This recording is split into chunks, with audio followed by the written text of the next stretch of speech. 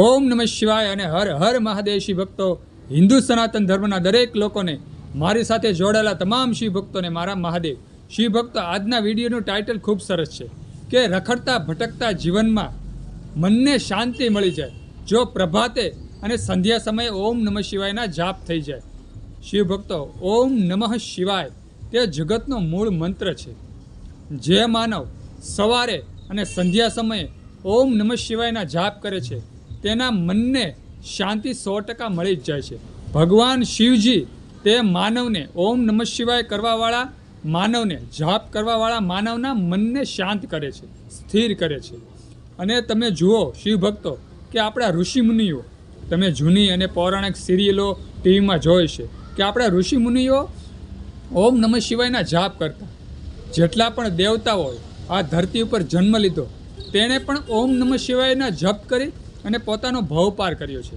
ભગવાન શિવ અને શક્તિની આરાધના કરી અને પોતાની મનની જે વાસના હતી તે પરિપૂર્ણ કરી છે. ભગવાન શિવજીના આશીર્વાદ સર્વ દેવતાઓને મળ્યા છે, સર્વ ઋષિમુનિઓને મળ્યા છે. તો આ કળિયુગમાં ભગવાન શિવજીના ઓમ નમઃ શિવાયના જો આપણે જાપ કરીએ તો આપણા પણ મનને શાંતિ મળે છે અને આપણી બધી મનોકામના ભગવાન શિવ પૂર્ણ કરે છે. તો ખાસ કરી તમામ શિવ ભક્તોને મારે એટલું જ કહેવાનું કે સવારે ઉઠી અને આપણે જે નિત્ય ક્રમ હોય, જે નિત્ય કર્મ હોય તે કરી અને દીવાબત્તી સમયે 101 વખત અથવા 108 વખત ઓમ નમઃ શિવાયના જાપ કરવા જોઈએ. મનમાં રટણ પણ કરી શકાય, કોઈને સંભળાય નહીં તેમ આંખો બંધ કરી અને ઓમ નમઃ શિવાયના જાપ કરવાથી આપણા મનને એકાગ્રતા આવે છે, આપણા મનને એકાગ્રતા આવે છે અને મનને પરમ શાંતિની અનુભૂતિ થાય છે. શિવ ભક્તો, અને સંધ્યા સમયે જગત એમ કહે છે, શાસ્ત્ર એમ કહે છે કે સંધ્યા સમયે ભગવાન શિવ અને મા શક્તિ ભ્રમણ કરતા હોય છે.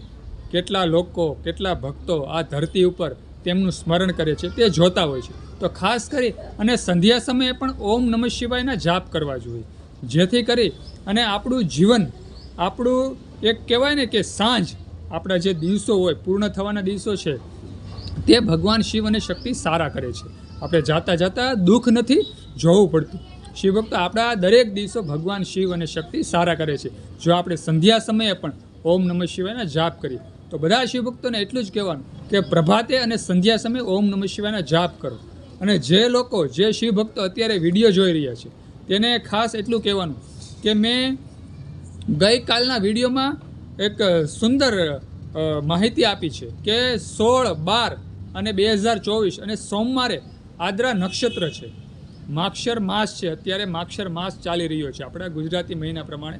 અને તેમાં આદ્રા નક્ષત્રના દિવસે જે કોઈ માનવ શિવલિંગની પૂજા કરે છે તેને 100 મહાશિવરાત્રિની પૂજા કરે, શિવલિંગની પૂજા કરે તેટલું પુણ્ય ખાલી એક દિવસની પૂજાથી મળે છે. તો શિવભક્તો, સર્વ શિવભક્તોને મારે એટલું જ કહેવાનું કે આદ્રા નક્ષત્ર અને માક્ષર માસના દિવસે આપણે ઘરે દીવડા પ્રગટાવજો.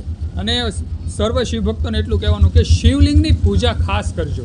થોડાક બિલીપત્ર એકઠા કરી લેવા. આગલે દિવસે જ્યારે માક્ષર માસને આદ્રા નક્ષત્ર હોય તેને આગલે દિવસે રવિવાર છે, તે દિવસે થોડાક બિલીપત્ર, થોડાક પુષ્પો, થોડાક ફળ ભગવાન શિવજીને ધરવા માટે, અને અબીલ ગુલાલ હોય તો તે પણ ચાલે. અને ખાસ કરીને ગાયના ઘીનો દીવો કરવો. બને તો 108 દીવડા ઝગમગાવી શકાય ભગવાનની સામે, ભગવાન શિવજીની શિવલિંગની સામે દીપમાળા પણ કરી શકાય. શિવભક્તો, તો ખાસ કરી અને જે આ આદ્રા નક્ષત્ર છે ત્યારે તમે શિવલિંગની પૂજા કરવાનું ચૂકતા નહીં, કારણ કે શાસ્ત્ર કહે છે, શિવ મહાપુરાણ કહે છે તે ખોટું નથી અને આપણે શાસ્ત્ર પ્રમાણે ચાલવાનું છે. તો બધા શિવભક્તોને મારે એટલું જ કહેવાનું કે આ જે લાહવો છે, આ જે ભક્તિમય લાહવો છે તે ચૂકતા નહીં. 16, 12, 2024ના દિવસે આદ્રા નક્ષત્ર છે, તો આ દિવસે ખાસ કરી અને શિવલિંગ પૂજા કરવાનું ભૂલતા નહીં. પ્રભાતે શિવલિંગ પૂજા કરજો, સંધ્યા સમયે શિવલિંગ સમક્ષ ઓમ નમઃ શિવાય અને જે પણ આપણને મંત્રોચ્ચાર ફાવતા હોય ભગવાન શિવજીને, રુદ્રા અભિષેક છે, રુદ્રાષ્ટ્ર સ્ત્રોત છે, દ્વાદશ જ્યોતિર્લિંગના નામ છે, શિવ ચાલીસા છે, તેવું જે પણ આપણને આવડતું હોય તે આપણે શિવલિંગ સમક્ષ બોલવું જોઈએ, જેથી કરી ભગવાન શિવજી આપણી દરેક મનોકામના પૂર્ણ કરે અને આપણને 100 મહાશિવરાત્રિનું પુણ્ય ભેગું થાય તેટલું પુણ્ય એક દિવસમાં પ્રાપ્ત થાય. જોકે અત્યારે કળિયુગમાં 100 વર્ષ તો 100 પૂજા તો કોઈ કરી શકવાનું જ નથી, કારણ કે 100 વર્ષનું તો કોઈનું આયુષ્ય રહ્યું નથી. એટલે ખાસ કરી અને આ જે લાહવો છે, આ જે ધર્મ ભક્તિમય જે દિવસ છે સુંદર એવો આદ્રા નક્ષત્ર અને માક્ષર માસ, તે દિવસે શિવલિંગ પૂજા ખાસ કરજો. તમામ શિવ ભક્તોને મારે એટલું જ કહેવાનું. તો આજનો સુંદર વિડીયો હતો કે પ્રભાતે અને સંધ્યા સમયે ઓમ નમઃ શિવાયના જાપ કરજો. તો બધા શિવભક્તોને એટલું જ કહેવાનું કે તમે પણ જેટલા લોકો વિડીયો જુએ છે તે ઓમ નમઃ શિવાયના જાપ કરજો. આજે બસ આટલું જ. ભગવાન શિવજીની વાત કરવા બેસીએ તો ભાવ ટૂંકો પડે.